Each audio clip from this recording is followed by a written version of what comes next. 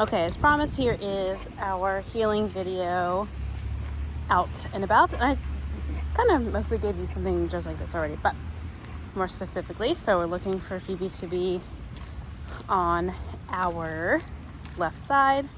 And I use my left leg as a reference point. I want her to be level or behind, level with her shoulders being level to my legs. I want her to be by my side and not ahead of me because I don't want her scanning and looking for things to be reactive to. So I like to have a short but loose leash. So if you can tell, there's not a lot of space between her and I. So if I go to, and actually it's a little bit longer than I want it to be. If I go to lift my hand even slightly, tension is created in the leash. So I like for it to be short so that I have the ability to manipulate where she is without putting my arm in weird or uncomfortable positions. And then I want it to be loose. Sorry, I got a scratch. I want it to be loose when she's doing what I want her to, because I want that to be a sense of relaxation. So I make it a point to, as best as I can, to keep that nice loose leash. The only time that I put tension in it is if I need to, again, manipulate where she is. So if she goes to, like this, goes to sniff over there, no, pressure back to me. And I want to make it a point to use our verbal gesture, our verbal markers first to see if she responds to them, and then we'll apply the physical, either the leash or the e-collar or spatial pressure, because I don't want her to be as dependent on those. I want her to be more dependent on the verbal stuff. So I'll say no. If she doesn't respond to it, then I will apply leash pressure, spatial pressure, e-collar pressure. I have her on a 5 right now. That's usually where I start out. And I will adjust it. Let's go. Good girl. I will adjust it as needed. It just had this huge downpour, so there's nobody out here right now. So I know that there's not going to be too much as far as temptations. We're using this small little window where I'm hoping that it doesn't start raining again because we are not close to the kennel. Come on, girl.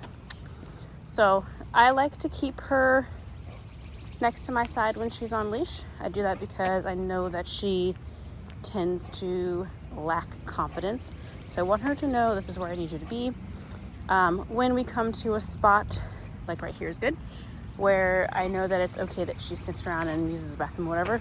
Okay, I use that as a reward. I use that as release. So if you have food, oh, you want to sit?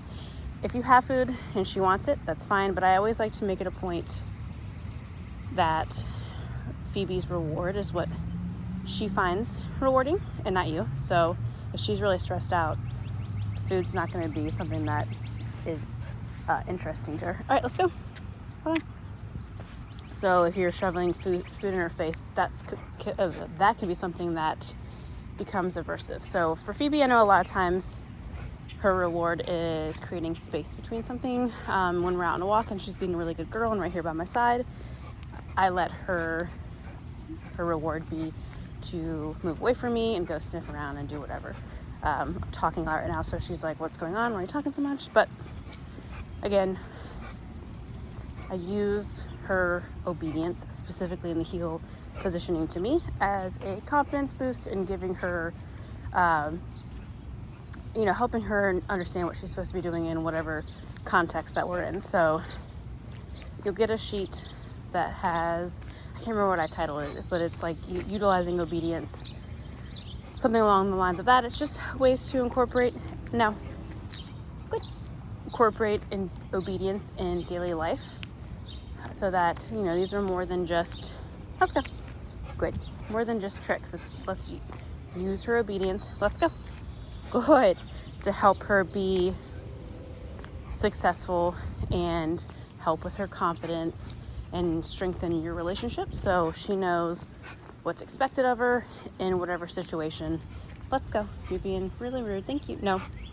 Good. So right there I use leash and e-collar because she was starting to get panicky. And I'm not really sure why she's doing that right here. There's trees that are dripping raindrops, so I don't know, maybe that's it. It's just a little bit louder right here. Hey, let's go. And also right there is the tire shop. So I don't know. She's a dog. She hears things I don't hear. Anyway, yeah, practicing at home.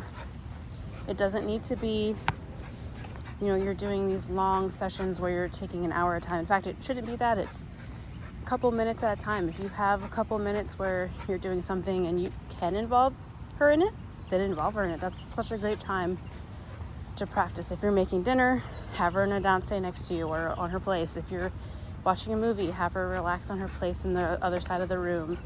Having her wait at the top of the stair, at the bottom of the stair, in a stay to be invited through, waiting through doorways. All those things are great opportunities. No, thank you. Good. Let's go. Sorry. Those are all great opportunities to practice and become, fluid with her obedience. Let's go. Come on. Good girl. What are you doing? Sit. Thank you.